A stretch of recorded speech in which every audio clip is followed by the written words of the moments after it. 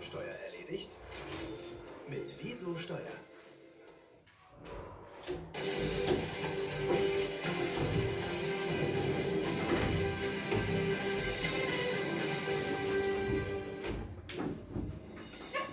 Madame, Monsieur, bonsoir et bienvenue au 20h sur Equinox Télévision. À la une de ce journal, le décès d'un jeune met le feu aux poudres à Bandjoun dans la région de l'Ouest. Éric Tagbo est mort des suites de capture de la police, explique la famille. Le défunt a été victime de malaise après son arrestation selon les autorités. Dans cette confusion, les populations ont mené un sit-in devant le commissariat exigeant des comptes aux responsables de l'unité de police, suscitant de vives tensions. Reportage dans le 20h. Le bateau Cameroun n'a-t-il plus de capitaine? En l'espace de moins d'une semaine, deux pôles de décision sèment la confusion sur le terminal à conteneurs du port autonome de Douala.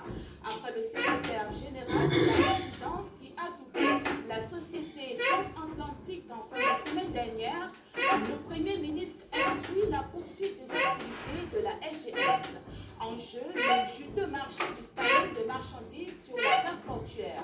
Une confusion dans le silence total du président de la République. Voilà le titre.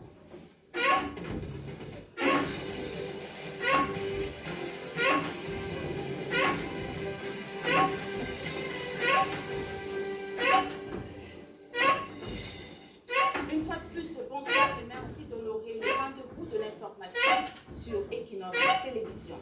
Un homme est décédé dans des circonstances troubles à Bandjoun, dans le département du Congo. Interpellé aux environs de 2h du matin, il a été retrouvé mort peu après et son corps a été déposé à la morgue de l'hôpital de district de Dja. Tandis que les éléments du commissariat de sécurité publique de Bandjoun qui l'ont interpellé évoquent un malaise, la famille avance la thèse d'actes de torture ayant conduit au drame. Face à la colère des populations qui ont assiégé le commissariat, les autorités locales ont assuré qu'une enquête transparente a été ouverte afin de mettre la lumière sur ce décès. Plus de détails dans ce reportage de Robert Pellier et Vivien Tonfa. L'esplanade de l'hôtel de police de Bandjoun envahi par une foule ulcérée. Après le décès des circonstances troubles d'un habitant de la localité, Éric Taboué, le défunt, et son frère Cédric Talon ont été sortis manu militari de leur domicile familial autour de 2 heures par des éléments du commissariat de sécurité publique de Bandjoun. Ils ont toqué la maison de la mère, la maman a l'hôpital et le jeune homme qui était avec eux a dit qu'il était là avec la police. Moi, quand je suis sorti, je me suis dit que c'était des frères qui utilisaient le nom de la police pour entrer à la maison. Après quelques minutes de réflexion, ils décident d'ouvrir la porte à ces étranges visiteurs. Ils se sont dirigés dans la chambre là où il y avait mon cousin. Ils ont dénoté l'un sur l'autre. Quand je suis arrivé, il y avait un policier qui branchait la bouteille à gaz sur le dos. Ils ont porté pour sortir avec. Dans le salon, il y avait 2 motos. La moto de mon grand-père et la moto de mon petit frère. Ils ont demandé d'être dans de mon petit frère. Ils ont porté la moto de mon frère. Ils n'ont pas pu. Ils sont partis. Aux premières heures de la matinée, les autres membres de la famille se précipitent au commissariat pour comprendre les motifs de la perquisition et de ces interpellations. Nous sommes arrivés, c'était à peu près, on nous a demandé d'attendre. On a attendu et après on a appelé mon petit frère. Au début, nous on a cru qu'on l'appelait pour lui montrer les papiers de sa moto pour libérer la moto. Quand il est arrivé à l'intérieur, il a entendu un frère. Quand les gens l'ont posé chez les policiers, une personne a dit l'un des 2 frères est décédé. Mon petit frère nous a appelé. Au moment qu'il est arrivé, mon grand-père est venu avec la voiture derrière moi. Nous sommes donc arrivés avec précipitation. Arrivé à la terre, on a demandé les 2 qui on avait appelé. J'ai dit celui qui avait le poignet amputé à l'intérieur, mais l'autre avait un malaise. Il est arrivé. Nous avons ouvert l'hôpital arrivé à l'hôpital.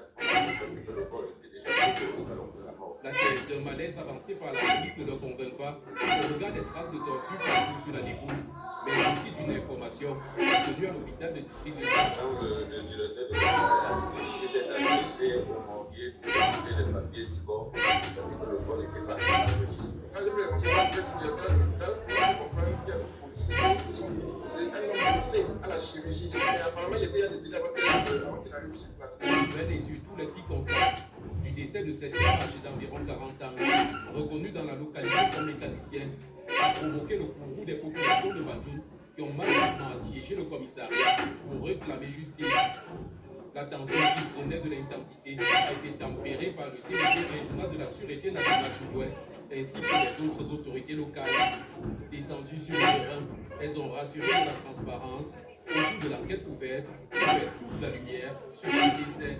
Elles ont pu convaincre les manifestants à enlever la dépouille qu'ils avaient décidé d'abandonner le commissariat de police à ceux qu'ils considéraient comme les bourreaux de leurs frères. Triste sort pour deux nourrissons à Bamenda, âgés de 3 et 2 mois, qui sont à la prison de cette ville aux côtés de leur mère, soupçonnée de liens avec les combattants séparatistes impliqués dans l'enlèvement et l'assassinat d'un gendarme en Goma. Qualifiant cette situation d'injustifiable, les organisations de la société civile exigent leur libération. Cette déclaration a été faite à l'issue d'un conclave tenu à Bafoussam.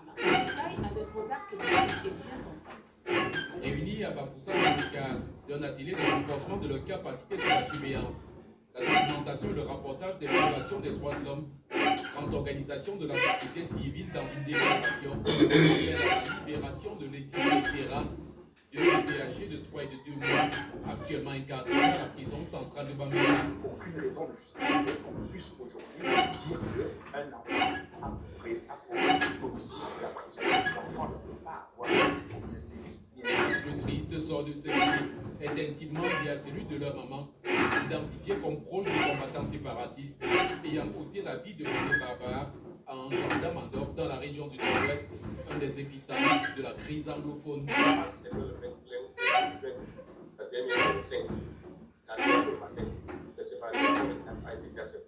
Plus c'est que ils ont été la pour ils ont aussi kidnappé 15 personnes. Dès qu'ils arrivent à la constante de ce qu'elles font, il y avait des membres de qui étaient dans le bâtiment.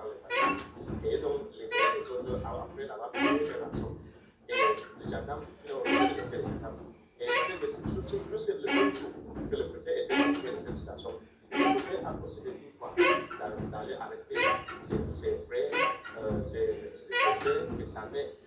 Et elle est amenée à la et après, le préfet même a c'était prêt en Europe, avec plus catholique, pour essayer de négocier avec les Chinois, pour voir si on pouvait savoir ce qu'on laisse les élèves et les gens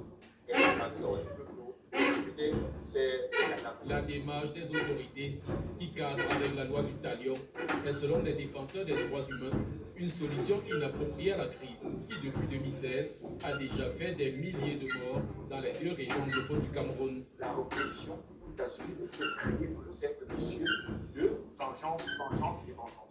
Vous avez tué les gendarmes vont tuer 10 les civils vont aller tuer 10 gendarmes, ce cercle vicieux n'a plus sa raison d'être. Il faut que le gouvernement néerlandais, dans le régime d'abord, prenne conscience du fait que le modèle de résolution de ce conflit qui a été mis en place depuis 2016, ce modèle-là n'est pas opérationnel. En plus des bébés Laetitia et Serra, ces organisations de la société civile appellent également à la libération des prisonniers politiques au Cameroun. Interpellé à Tchang lors des manifestations post-électorales alors qu'il accompagnait son père en partance pour un voyage, un jeune homme demeure en détention malgré les démarches entreprises pour sa libération. Pilier de sa famille, son absence fragilise profondément l'équilibre familial. Le reportage de Robert Kelly et Leclerc Tchaken. Les perdus, Papa Puemo Gaston, document en main, arpente les ruines du quartier Oussatson où loge sa petite famille. Pour la énième fois, il se rend ce matin à la prison principale du Bafoussam, où est incarcéré son fils depuis 4 mois. Interpellé à la suite des manifestations post-électorales, l'on marque un temps d'arrêt devant la boutique de son fils, resté fermé. Le cauchemar de ce père de famille commence le soir du 15 octobre 2025. Je devais venir à toi juste à 21h30 que le patron du trésor m'appelle pour me dire que le véhicule est en train de partir. J'étais obligé d'appeler mon fils qui vient m'accompagner avec le fils de mon ami pour qu'on voyage. Or, nous n'avions pas dit qu'il y avait un problème là. Juste au rond-point, j'ai trouvé le colonel qui nous a stoppés et je lui ai expliqué que j'avais le billet pour voyager avec voulait montrer le pied. Il nous a dit de passer, descendre vers le carrefour, c'est là-bas que j'ai trouvé qu'il y avait encore 2 gendarmes qui nous ont interpellés. Je lui ai donc dit que j'ai rencontré le colonel. Et le colonel nous a dit de rentrer. Il a enlevé la clé de la moto, mon fils qui ronflait, et a dit que mon frère était entré aux motos. C'est pour ça qu'il nous a laissé à 2 et a ramené mon fils. Malgré les preuves de son innocence présentées par Papa Puelmo, l'affaire n'a pas bougé d'un pouce. Je suis arrivé à Bafoussam, je suis allé même vers le procureur. Il a même vérifié les pieds et tout ça. J'ai aussi présenté les impôts qu'il paye, son droit de bail, l'acte de contributeur et tout d'autres dossiers qui est conforme au commerce. Il a même entrepris une démarche auprès des autorités, toujours sans suite. Sa femme, terrassée par le chagrin, présente son fils comme un jeune homme calme qui est surtout le bras séculier de la famille. C'était une surprise pour moi, vraiment, parce que c'est un enfant qui ne dérange pas, qui a toujours pour moi mon bras droit. C'est lui qui nous fait tout, parce qu'il avait une boutique qui nous rationnait, moi et sa femme et ses enfants. Elle implore les autorités à se pencher sur le cas de son fils. Puelmo, prince Dimitri, puisqu'il s'agit de lui, n'a pas eu la chance d'entendre les cris de son fils venu au monde alors qu'il est entre les 4 murs de la prison principale de Bafoussam. Ils sont 28 au total interpellés à Tchon après la manifestation post-électorale du 15 octobre 2025. Située dans le département du Faro et d'Eo, dans la région de l'Adamawa, la localité de Galim-Tinière suscite de vives inquiétudes. Après l'incendie ayant coûté la vie au sous-préfet, à son épouse et à leurs 3 enfants, la résidence du commandant de brigade de cette localité a été entièrement détruite par les flammes. Des sources évoquent une possible meurtre criminelle. Jean-Blaise Loupé, Kemazumatida Osomba et Pascal Tanguy. Les images sont saisissantes. Un immense brasier, des flammes qui dévorent la toiture et un épais nuage de fumée visible à des centaines de mètres. Il est environ 15h ce jeudi 29 janvier, lorsque sous les yeux médusés des riverains, la résidence de fonction du commandant de la brigade de gendarmerie de Galim-Tinière s'embrase. En quelques heures, la maison du symbole de l'autorité locale est entièrement ravagée par les flammes. Selon des témoins, le feu serait parti de la toiture alors que l'officier se trouvait encore à l'intérieur de la maison. Il parvient à s'échapper de justesse. Dans la panique, les habitants tentent alors de sauver ce qui peut l'aider. Des chaises et même le véhicule de service, éloigné des flammes par des personnes de bonne volonté. Mais face à l'intensité du feu et à la fumée étouffante, les manœuvres restent limitées. L'incendie enfin maîtrisé, il ne reste plus rien. 5 jours plus tôt, la même localité était déjà plongée dans l'horreur. Le sous-préfet de Galim-Tinière, Patrice Joël Nariki, son épouse et 3 de leurs enfants périssaient dans l'incendie de leur résidence. Un drame au lourd bilan humain, encore entouré de zones d'ombre. 2 incendies, 2 symboles de l'autorité de l'État frappés coup sur coup. Coïncidence pour acte ciblé, les interrogations se multiplient. Pour l'heure, aucune piste n'est écartée. Une équipe mixte de la gendarmerie et de la police a été déployée, la sécurité est renforcée et une enquête approfondie est ouverte. À Galim-Tinière, la peur s'installe et une question hante désormais les esprits. La localité est-elle devenue une zone à haut risque pour les autorités?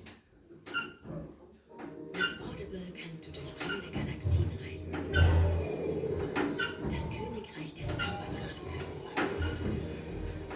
Die kniffligsten Fälle wie ein Meisterdetektiv lösen. Und einmal quer durchs Feenland galoppieren. Während du gemütlich auf dem Sofa sitzt. Mit Hörbüchern und Hörspielen für dich und deine ganze Familie. Audible. Sieh mehr, wenn du hörst. À la suite du massacre de Guidago survenu le 14 janvier dernier, au cours duquel 14 personnes ont perdu la vie, les autorités de l'arrondissement de Mbou ont pris l'initiative d'organiser une rencontre de dialogue entre les différentes communautés locales. L'objectif est de rétablir la paix entre les populations Wibou et Bororo et de mettre fin aux tensions qui ont longtemps affecté cette localité. Le compte rendu de Kenfa Orlando et Estelle Bois. La paix, c'est le seul objectif qui a rassemblé les populations de l'arrondissement de Do dans la région du nord-ouest Cameroun tout récemment. Après le massacre de Guidado survenu le 14 janvier 2026 et marqué par la mort de 14 personnes, des maisons incendiées et du bétail abattu, autorités administratives, leaders religieux et traditionnels ont décidé de briser le silence et d'ouvrir la voie au dialogue. À la mairie de Ndou, Wibom et Boromo se sont retrouvés avec un message clair: faire taire les armes et restaurer la coexistence pacifique entre les deux communautés. Les Wibom et les Boromo se sont mis ensemble aujourd'hui comme un seul homme. C'était vraiment félicité. Ceci montre la détermination en arriver à la paix et à l'harmonie. Il y a une rumeur selon laquelle les Boromo viennent combattre les Wibom et que les Wibom veulent combattre les Boromo, alors qu'aucun Wibom ne contre aucun Boromo et inversement. Nous avons eu la dernière réunion en Kambé. Les femmes et les Adoyi étaient ensemble comme un seul homme. Le maire de Ndou, quant à lui, a insisté sur le rôle central du dialogue dans cette affaire cruciale.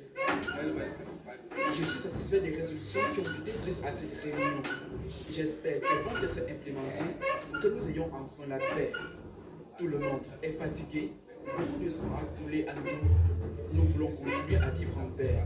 Présents à cette assise, les hommes de Dieu ont salué l'initiative et appelé à la mise en œuvre des résolutions. Dieu merci que cette réunion ait eu lieu pour la première fois en Ndou. Ma prière est que tout ce qui a été dit soit implémenté afin que les tueries et d'autres activités malsaines qui se passent dans cet avancement et qui ont causé des troubles et des frustrations parmi les populations cessent. En espérant que la mise en application des résolutions et recommandations se fasse pour un retour à la vie normale et au développement harmonieux entre les communautés, cette rencontre aura tout de même marqué un pas important vers la réconciliation et la fin des tensions dans l'arrondissement de Ndou.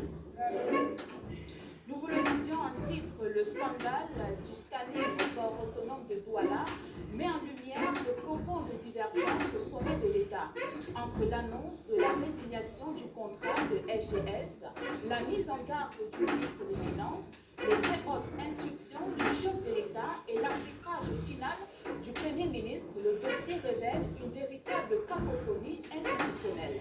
Chronologie des événements dans ce reportage de Dallas Tchana et Gladys Sidier Mambadja. Janvier 2026, la direction du port autonome de Douala a annoncé la fin de sa collaboration avec la Société Générale de Surveillance SGS, mettant un terme à un contrat signé en 2015 et devenu hautement controversé. Face à cette décision, le ministre des Finances, Hugo Motazi, est monté au créneau par voie de correspondance. Il a rappelé au directeur du PAD que le contrat n'était pas encore arrivé à échéance et qu'il ne pouvait être interrompu unilatéralement, évoquant des précédents de résiliation prématurée qui avaient coûté d'importantes pertes financières au Cameroun. Selon lui, SGS devait poursuivre ses opérations de scanning. L'attention a conduit à une réunion de concertation avec le ministre d'État, secrétaire général de la présidence de la République, qui a annoncé que le chef de l'État avait validé le transfert des opérations à la Société transatlantique, conformément à l'annonce initiale du PAD.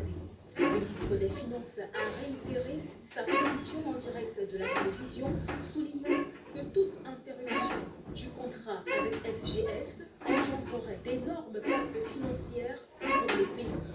Pourtant, une correspondance du chef d'état-major de la présidence de la République adressée au ministre des Transports plus tard confirmait que le chef de l'État avait donné son oui pour que SGS quitte le PAD au profit de Transatlantique, illustrant une cacophonie au sommet de l'État. Et ce feuilleton a pris un nouveau tournant le 29 janvier 2026, lors d'une réunion à l'immeuble Étoile à Yaoundé. Le Premier ministre chef du gouvernement, Joseph John Bouté, a en effet instruit le PAD de maintenir le contrat avec SGS, rappelant que cet accord signé par le gouvernement ne relevait pas de la compétence du port pour être résilié unilatéralement. Et le ministre des Transports, Jean-Ernest Masséna-Dalé-Bibélé, a précisé que le contrat de 2015 pour 10 ans ne pourrait réellement qu'à partir de 2022. Date de la mise en exploitation du dernier scanner. Par conséquent, le contrat reste valide jusqu'en 2031. Le Premier ministre a décidé qu'en conformité avec la loi. Contrat signé par le gouvernement, il doit être résilié par le gouvernement. C'est un contrat qui court jusqu'en 2032 et va se poursuivre. Et toute résiliation ou intégration d'un nouvel opérateur comme Transatlantique nécessiterait l'aval du gouvernement. Car il a constaté effectivement qu'une rupture qui pourrait être qualifiée d'une rupture abusive de ce contrat-là aurait des effets néfastes pour notre pays et pour l'ensemble de la sous-région. Ces instructions du Premier ministre contrastent totalement avec celles communiquées une semaine plus tôt par la présidente de la République le 22 janvier qui validait le remplacement de l'SGS par Transatlantique, revenant ainsi une divergence notable au sommet de l'État sur la gestion de ce dossier hautement sensible. Le contrat de la Société Générale de Surveillance est-il arrivé à expiration au port autonome de Douala, qui en qualité pour reconduire cet opérateur ou faire cesser sa collaboration avec le PAD, les arguments et contre-arguments se croisent sur ces questions entre le Premier ministère qui demande la poursuite de la relation avec la LGS et l'administration portuaire qui dit s'être tournée vers un partenariat plus performant. Le conflit s'est rapidement corsé ces derniers jours. Explication de Jérôme Soda et Donald Bustamante. D'abord, le Premier ministère. Cette administration considère que le contrat entre le port autonome de Douala et la Société Générale de Surveillance court jusqu'en 2032. Car, a rappelé le ministre des Transports au terme de la réunion de Crésia à l'Égobe Étoile, c'est en 2022 que le dernier des 4 scanners installés par la LGS a été rendu opérationnel. Le gouvernement a signé, pour résumer, un contrat avec LGS en 2015 qui a pris effet dans son applicabilité en 2022 et c'est un contrat qui court jusqu'en 2032. La primature souligne ainsi la disposition 3.2b des annexes du contrat qui stipule que la relation est de 10 ans, je cite, à compter de la date de mise en opération effective du dernier scanner, fin de citation. Sur ce volet, le port autonome de Douala explique que si c'est le 11 avril 2022 que le dernier scanner a été installé, la LGS n'a jamais protesté contre l'indisponibilité du terrain que l'État a été chargé de mettre à disposition. Ce, alors que le contrat prévoyait expressément une telle réserve. À propos de la qualité du port autonome de Douala de mettre un terme au contrat avec la LGS, la primature a rappelé que la relation débutée en 2015 a été scellée entre le gouvernement et cet opérateur de scanning des marchandises. Le PAD n'a donc pas compétence pour recruter un autre partenaire comme elle a fait avec Transatlantique. Quand bien même il y aurait une modification apportée, par exemple, intégrer un autre opérateur, en l'occurrence la société transatlantique, il ne revient pas au port autonome de Douala de signer avec l'opérateur, mais de porter ses desiderata à l'autorité tutelle technique, tutelle financière, qui répercutera au Premier ministre. Au port autonome de Douala, on répond que la décision de contracter avec Transatlantique, qui depuis un mois assure l'inspection des marchandises, a été inscrite par le chef de l'État.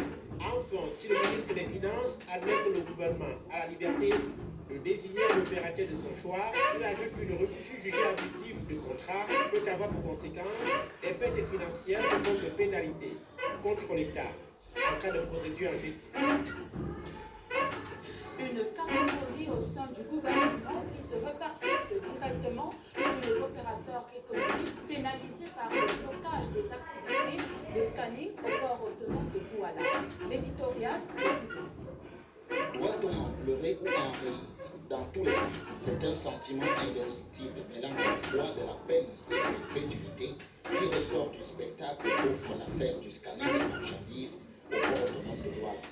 Le désaccord au sujet de qui devrait assurer le scanning des marchandises au sein de ce port entre la Société Générale de Surveillance SGS et Transatlantique SD étale au grand jour la cacophonie au sein du gouvernement d'une part. Au-delà, d'autre part, cette situation amène à s'interroger sur qui gouverne au Cameroun actuellement, loin de l'affirmation du président Paul Biya lors de son investiture, lequel indiquait que l'ordre régnera. C'est bel et bien de cet ordre dont il est question dans cette affaire. Le directeur général du port autonome de Douala a pris l'initiative, à l'échéance du contrat de la SGS, d'introduire un nouvel opérateur des scanning Transatlantique expliquant qu'il ne revenait pas au port de se substituer au gouvernement pour la signature de ce contrat. Sollicité, l'arbitrage du palais n'a rien donné, fragilisant encore plus les hautes instructions, dont la nouvelle approche, celle de l'intervention du chef de l'état-major particulier du président de la République. Aux dernières nouvelles, c'est le Premier ministre qui tient la dragée aux gens du palais dans cette affaire, en s'alliant sur la position des ministres des Transports et des Finances, à savoir que c'est la Société Générale SGS qui est habilitée à mener les opérations de scanning au port autonome de Douala. Pendant ce temps, le port est bloqué. Les opérateurs économiques se voient pénalisés dans leur activité.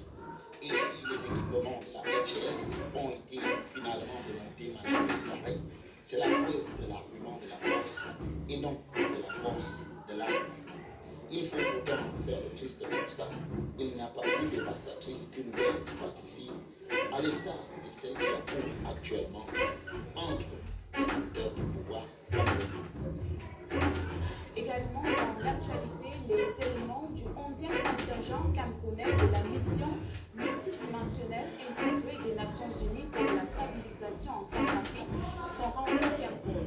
Lors d'une cérémonie, le ministre de la Défense leur a remis leur étendard, compte rendu de Joël Ségué et Guizou.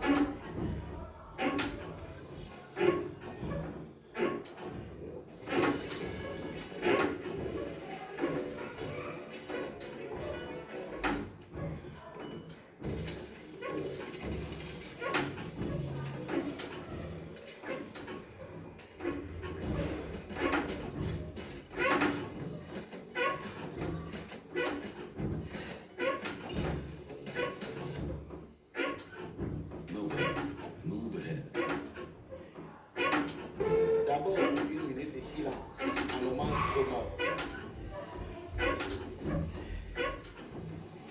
Puis la présentation d'un bilan jugé satisfaisant.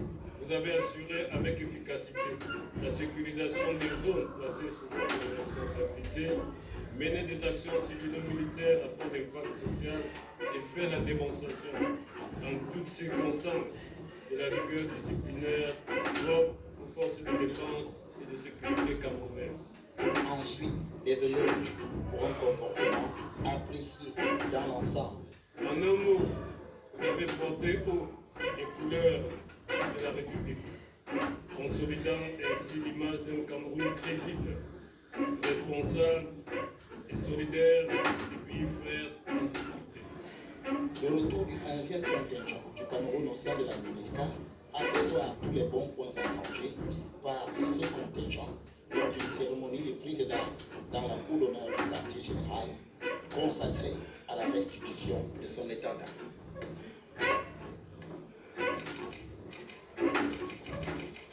En particulier, des félicitations ont été adressées à d'aucuns qui se sont illustrés positivement. Salut tout particulièrement le chef d'escadron Betty Adnan, son état-major pour la remarquable conduite de la FPU-1 à bois, pôle stratégique majeur pour l'intérêt du pays en RC. Pour autant, les portes n'ont pas manqué, appelant des sanctions de la hiérarchie. Sur la base des rapports d'enquête reçus, mesures disciplinaires et administratives ont été énergiquement engagées pour que les auteurs, heureusement isolés, reçoivent des sanctions à la hauteur de leur manquement. Malgré les restrictions budgétaires des Nations Unies, le 13e contingent du Cameroun au sein de la MINUSCA est en cours de consultation. Le recrutement dans la gendarmerie nationale. Près de 4000 candidats et leurs sous-officiers et gendarmes sont en liste dans la région de l'Est. Ils ont récemment passé les visites médicales sommaires et les épreuves sportives sous le regard attentif du commandant de la Légion de gendarmerie de l'Est. Le reportage de Benjamin Sam avec Ils sont au total 600 candidats, élèves sous-officiers et 3200 élèves gendarmes qui frappent aux portes de la gendarmerie dans la région de l'Est. En rang assis sous des arbres, ils attendent l'appel pour les visites médicales sommaires. Les candidats sont accueillis au sein de la région où ils sont identifiés et nous le voyons tout renseignement afférent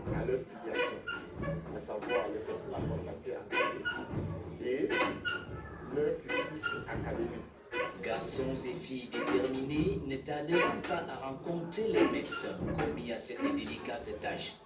Il faudrait être à l'abri de certaines pathologies pour être admis à poursuivre le processus de recrutement. Nous regardons plus particulièrement au niveau du plan médical. Ces patients qui présentent certaines maladies chirurgicales qui ne sont pas compatibles avec le métier des arts. Comme vous l'avez vu, il y a également ces patients qui présentent encore des patients qui présentent des TAA, au niveau des pathologies dentaires, les patients qui ont un certain nombre de dents qui nous les prénoms également, ceux qui ne voient pas bien, ceux qui n'entendent pas bien, nous les prénoms. Les différents ateliers de recrutement sont sillonnés par le commandant de Légion qui s'assure du bon déroulement des opérations. Seuls les candidats jugés aptes aux visites médicales sommaires obtiennent le ticket pour les épreuves sportives, notamment le lancer de poids, la course des vitesses 80 et 100 mètres, puis la résistance 800 et 1500 mètres. Nous sommes bien encadrés nos différents encadreurs veillent à ce que tout se passe bien. Nous sommes passés à la phase médicale. Je me sens à l'aise et pour un début, je sens que ça va aller. Depuis que ça a commencé, on nous accueille bien, on nous reçoit bien et c'est bien, tout se déroule bien. Nous transmettons tous les dossiers à la ville et la liste des candidats retenus pour les épreuves écrites va nous parvenir et nous allons nous. Ces candidats, élèves, gendarmes et sous-officiers devront donc encore attendre pour la suite du processus de recrutement dans la gendarmerie nationale. Et en économie, les petits producteurs de cacao demandent plus de considération et un prix à la hauteur des sacrifices. Ils se sont exprimés à Yaoundé lors d'une concertation nationale portant sur les enjeux de l'entrée en vigueur du règlement de l'Union européenne sur la déforestation. Emmanuel Diop et Marcelin Dasson. Le kilogramme de cacao connaît la baisse la plus frappante de ces 2 dernières années, entre 1500 et 2000 pour les plus chanceux. C'est dans ce contexte que le règlement de l'Union européenne sur la déforestation prend corps et mobilise tous les acteurs, y compris les petits producteurs. C'est la question du prix du cacao. Lorsque on respecte le règlement et qu'on ne parvient pas à obtenir un prix favorable au niveau des producteurs, c'est un problème. Je voudrais également parler de la géolocalisation qui est facile pour le producteur. Nous voudrons obtenir nos propres données et nous voulons être accompagnés par l'État qui nous donne les moyens pour géolocaliser nos parcelles et avoir les données dans les coopératives et dans nos organisations. Le sort des petits producteurs, mais aussi des femmes et des populations autochtones, est au cœur des préoccupations. Parce qu'on dit qu'il y a 600 000 petits producteurs de cacao au Cameroun et la production de cacao dans notre pays repose sur les petits producteurs. On n'a pas vraiment de grandes sociétés qui produisent du cacao. La femme joue un très grand rôle pour l'implémentation de la cacaoculture dans nos communautés, ainsi que les peuples autochtones. C'est des producteurs qui en réalité peuvent apporter beaucoup dans ce règlement qui en réalité est lui-même un appel à un minimum d'organisation, mais surtout un maximum de moyens pour être mis en œuvre. Venus des coins et recoins des principaux bassins de production du cacao, les producteurs dressent une chapelle de doléances, allant dans le sens de l'amélioration de leurs conditions de vie. Un regard a été lancé aux institutions bancaires afin qu'elles, à leur tour, puissent accorder des crédits substantiels à ces organisations, voir comment accompagner même les coopératives, que ce soit les coopératives d'épargne et de crédit ou alors les coopératives de producteurs, parce qu'en fait, chaque coopérative a un compte dans une banque classique et celle-ci devrait avoir des fonds substantiels pour pouvoir accompagner non seulement les autochtones, non seulement les femmes, mais tous les autres petits producteurs.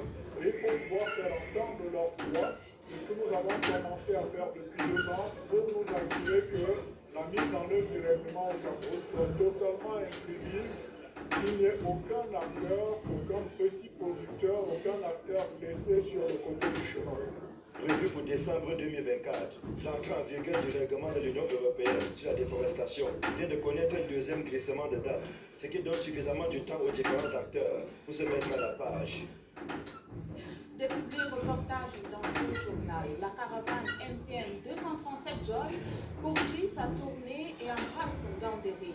Au centre commercial Carrefour, 140 cris de joie et scènes d'émotion Des dizaines de gagnants, une pluie de lots et un moment fort, la remise des clés d'un bus flambant neuf à un client.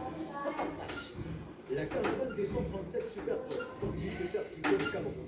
Et cette semaine encore, la joie a changé de visage. Des sourires, des cris de bonheur, des gagnants par dizaines. MTN Cameroun frappe fort. Cap cette fois sur Gaoundé, au cœur de la ville, au centre commercial lieu-dit Carrefour 140. Les populations ont vécu un moment inoubliable. Fidèles clients, simples curieux, familles entières, tous ont été témoins d'une pluie de surprises. Signé le géant jaune de la téléphonie mobile au Cameroun. Moment d'émotion intense, la remise officielle des clés d'un bus flambant neuf à l'un des grands gagnants de la promotion.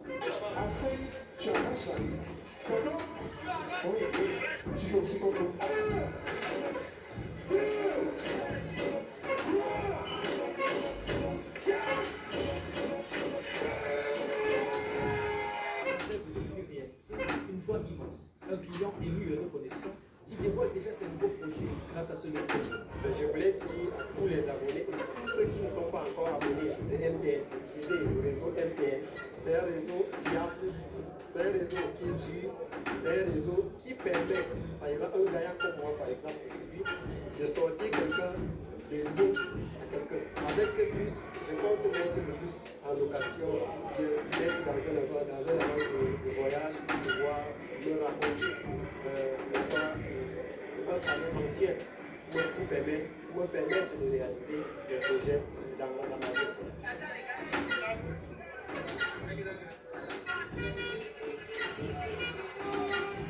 Mais la fête ne s'arrête pas là. Le 22 janvier 2026, de nombreux autres lots étaient en jeu pour faire monter la grenadine en Gaoundé. Parmi eux, la collection à vie, remportée par 3 heureux gagnants, dont Rebecca Assis. Encore sous le choc, elle promet d'en faire un usage responsable. Je ne le crois pas toujours. J'étais simplement à la maison, je faisais la lessive et j'ai vu le numéro de monsieur Thierry m'appeler. Il m'a dit, mademoiselle, vous avez gagné la connexion de 25 ans en Gaoundé. Je compte faire quelque chose qui va m'aider moi et ma famille. La mobilisation exceptionnelle des clients ravit les responsables des MTN Gaoundé qui rappellent que de nombreux restent encore à gagner. Déjà, je suis très fier du prix de Gaoundé. Ils ont adhéré déjà à la célébration, ils sont venus nombreux. Je vais dire déjà que la promotion n'est pas finie. Elle continue jusqu'au 18 février. Nous avons encore des bus, nous avons encore des camions, des maisons, des terrains et plein d'autres vélos. Envie de tenter votre chance, rien de plus simple. Juste souscrire à son fonds état de 137 GS ou alors faire une opération mobile money d'au moins 5236 francs. Et maintenant, vous pouvez être éligible pour gagner les super lots. MTN 237 Super Joy, ce ne sont pas seulement des cadeaux, ce sont aussi des moments de partage, de danse, d'animation et de fête autant que l'heure. MTN Cameroun, la joie se partage et la connexion nous rassemble. MTN, everywhere.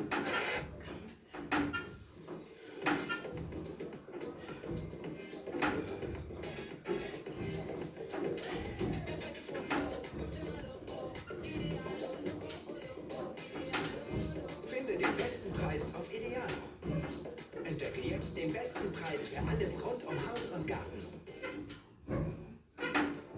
Die Firmen-ABC-Redaktion empfiehlt folgendes Unternehmen. Funktionstüchtige Kanalsysteme. Dafür steht KDS ein. Ob Rohrreinigung oder Kanalsanierung. Hier nutzt man modernste Technik, um ernsthaften Gefahren vorzubeugen. TV-Inspektionen, Dichtheitsprüfungen, Fräsarbeiten und die Behebung von Verstopfungen sorgen für einen reibungslosen Betrieb. Ressourcenschonende Sauberkeit mit KDS Regina Reiner in Dillingen an der Donau. Dieses und weitere empfehlenswerte Unternehmen finden Sie auf www.firmenabc.com. La deuxième édition du Pachi Panda Challenge s'est achevée à Yaoundé. Organisé par MTN Cameroun et le Fonds mondial pour la nature, ce concours a mis en compétition plus de 400 jeunes et visait à obtenir les meilleures solutions technologiques aux problèmes de la planète. Voyons tout cela dans ce reportage.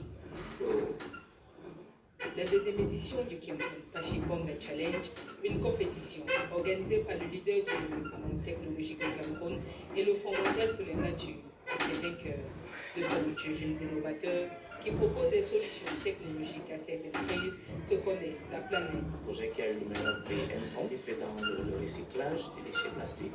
au service de l'ingénierie. Le choix de ces vainqueurs du Pachiponda Challenge 2026 a obéi à plusieurs critères. Est-ce que le projet est pertinent? Est-ce qu'il apporte une réponse à un problème réel posé? Il y a également des questions liées à l'impact. Est-ce que le projet a un fort impact sur l'environnement? Bien évidemment, il ne faut pas oublier, il ne faut pas laisser de côté les questions liées au business plan et puis la scalabilité.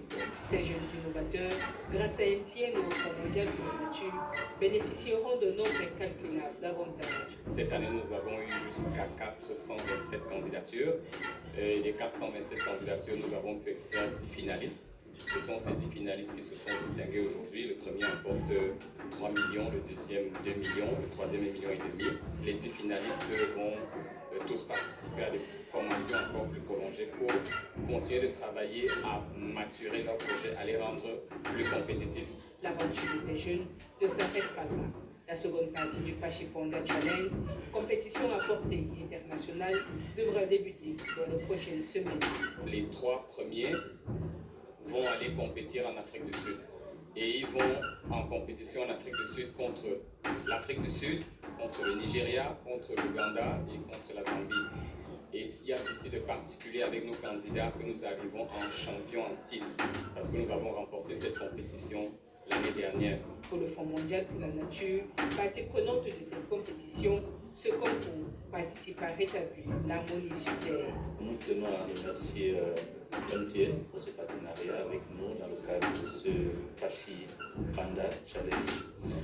C'est un challenge qui s'aligne avec notre mission. La mission du BVF est de créer un environnement où l'homme vit en harmonie avec la nature. Et on l'a vu à travers les différents projets qui ont été présentés aujourd'hui, que ces idées vont concourir davantage à améliorer cette vie que nous partageons, cette harmonie que nous promouvons entre l'homme et la nature. C'est en 2025 que s'est tenue la première édition du Pachiponda Challenge au Cameroun. Un nouveau moyen pour MTN de donner un coup de pouce au développement technologique. Et c'est avec ce public reportage que nous mettons un terme à ce 20h. Merci de votre fidélité sur Equinox Télévision. Nous vous laissons en compagnie de Saint-Jean Autou et ses invités pour la deuxième partie d'Equinox Soir. Excellente soirée.